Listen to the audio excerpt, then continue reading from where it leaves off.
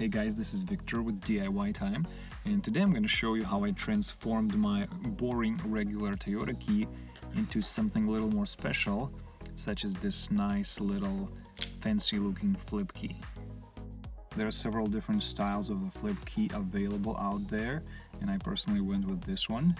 I think it looks really nice, and these chrome pieces on the sides, they're actually made out of metal, so they really feel nice in your hands as well. I also often find myself playing with the key and flipping it. It could be a really nice fidget device if you feel a little stressed sometimes. There's also space for the logo sticker in the back, but unfortunately this key fob doesn't come with that sticker and you have to buy it separately. Taking apart the key is pretty easy, but it was a little tricky because it came without any instructions whatsoever. And it took me a while to figure out how to deassemble it. The first thing you're gonna do is pretty obvious, just remove the Phillips screw in the back of the key fob. Next we're gonna flip open the key blade and use something like Sharpie to push the side piece as much as we can and then remove it to the side. Then flip the key and do the same thing on the other side, except push it in the opposite direction. And now the entire key should come apart very easily. Make sure you don't lose any pieces for the spring mechanism.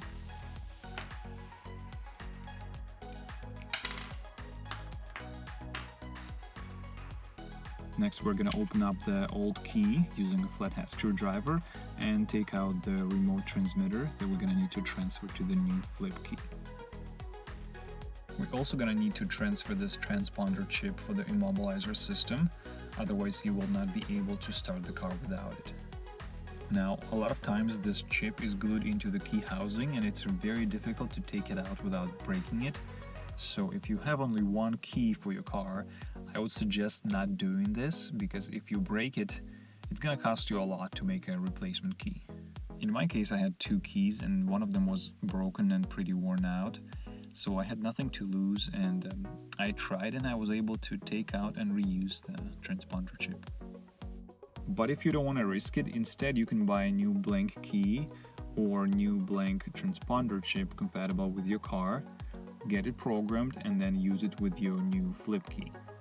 If you need to learn how to program Toyota, Lexus or Scion transponder chip keys, check out my other videos where I show how to do that. Next we're going to reassemble the flip key. Just put everything back together the way it was.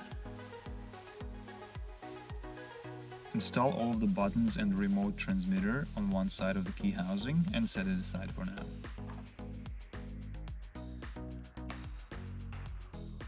Next we're going to take the other side of the key housing and install the spring mechanism.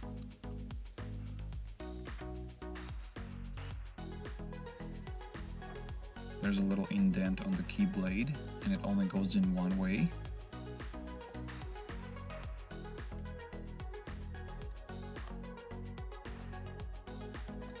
Now we're going to make two full rotations with the key blade to load the spring mechanism.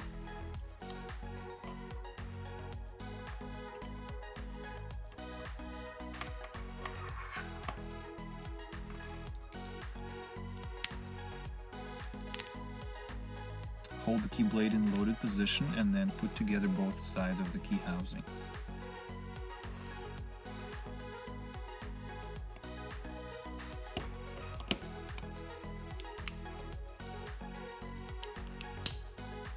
Make sure that the key blade is opening and closing and that the remote buttons are working properly.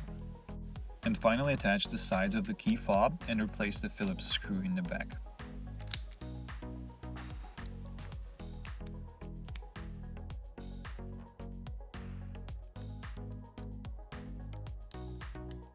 Now all you need to do is take your new key to the local hardware store and cut the key blade. That's pretty much it. I hope you enjoyed this video. If you need help finding flip key remote fob, check out the links in the description. Thank you for watching and please subscribe to my channel to see more videos like this.